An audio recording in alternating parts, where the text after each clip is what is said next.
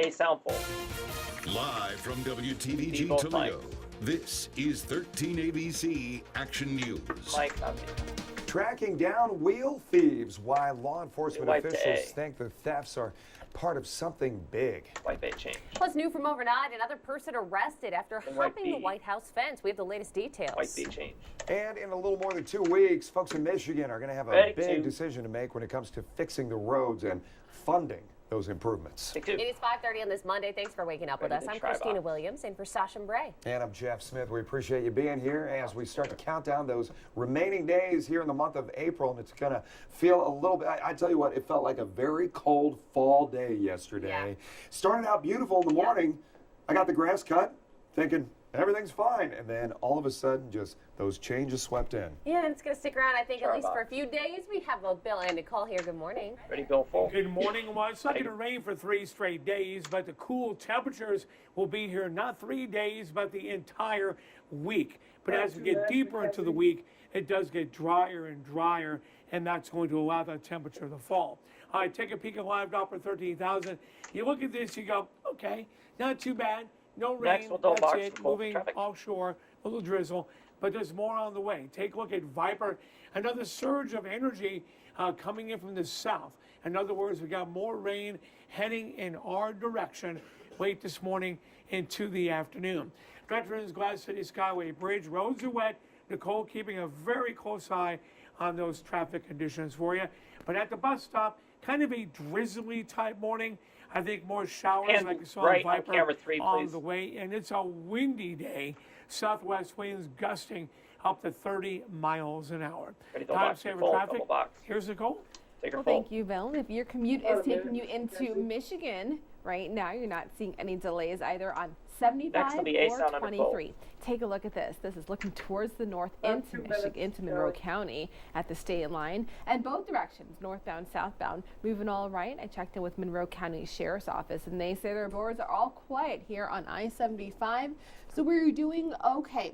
Even on 23, we're not seeing any delays. I know it's a little blurry, but at the state line, as you head out of Sylvania, no delays here from the state line all the way up to Ann Arbor. That's time saver traffic. A sound full. 5:33 with a story that is new from overnight. A person carrying a suspicious package is behind bars after jumping the White House fence. Yeah, Secret Service says the person climbed the fence at about 10:30 last night and was quickly apprehended. The person's name and gender not being released right now, but the individual is apparently in custody and facing charges. That person was carrying a package. It was sent to the Secret Service, but they're saying at this point it appears to be harmless. But this isn't the first time they've dealt with a situation like this. Last week, U.S. officials said that some temporary steel spikes could be added to the fences surrounding the White House to help deter jumpers. The Secret Service has been under some heavy criticism lately after multiple people have made it onto the lawn. One person made it inside of the White House. More of this story coming up on Good Morning America. It's 7 o'clock. Right now, it's 5:33. Friends and family of a man who was killed on a motorcycle planned a rally in front of the District Court of Appeals today. They're pushing for harsher penalties, that is, when right-of-way accidents end in injury or death. 13 ABC's Mackenzie Keyline can explain. Well, good morning to you both. This isn't the first time that friends and family of Larry Hilton have been out here rallying for justice. They have done it since that accident last August when Hilton motorcycle slammed into the side of a car. Police say that the driver, Nabil Ibrahim, failed to yield at a red flashing light on board Richards. Ibrahim is convicted of vehicular manslaughter and has to pay a $750 fine. Now, friends and family of Hilton have been rallying for tougher legislation, and they hope that by doing this in front of the Ohio 6th District Court of Appeals today, they will be able to create safer roadways for motorcyclists. They're pushing for harsher punishment for traffic violations when pedestrians or motorcyclists with the right-of-way had been killed or seriously hurt. Ibrahim is currently on probation and has to pay a $750 fine.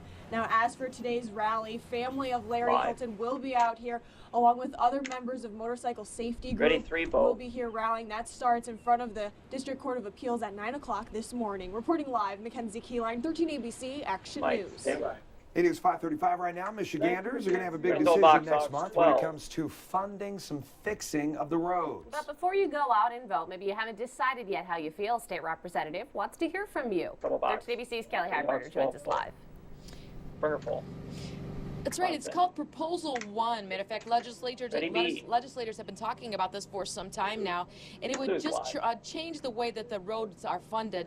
And of course, State Representative Jason Shepard will be here at the Bedford Township Hall tonight at 7 o'clock to talk to people about that here in Bedford Township.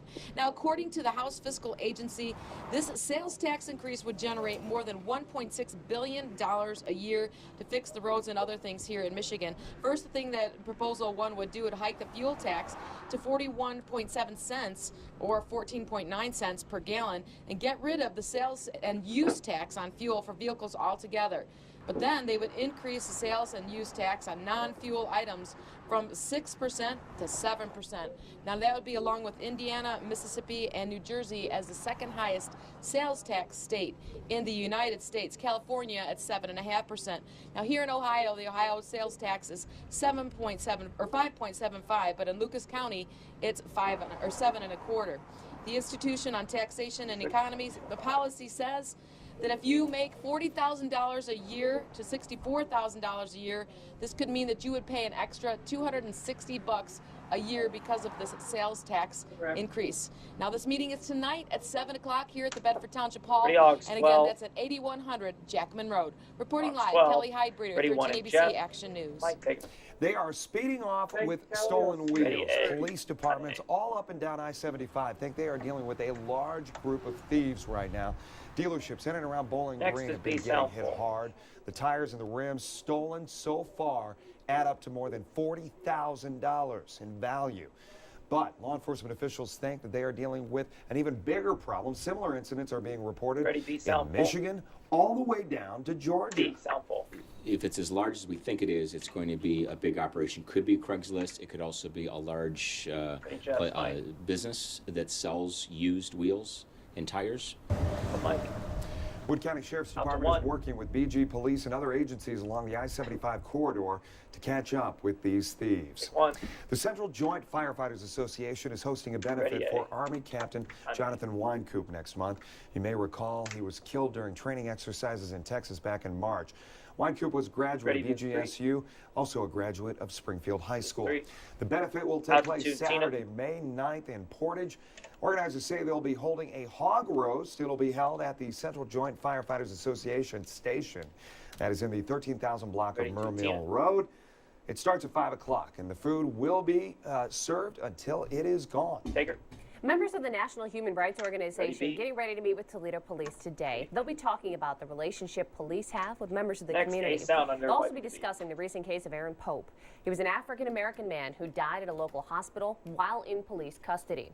The National Human Rights Organization is meeting with Chief George Krall, and they'll be speaking in front of the safety building this afternoon at 3. It is 5:38. Here's a look at some stories that are new this morning. Baltimore's mayor and police commissioner promised to find out why a man died while in police custody. 4 officers stopped a man a week ago and put him into a van.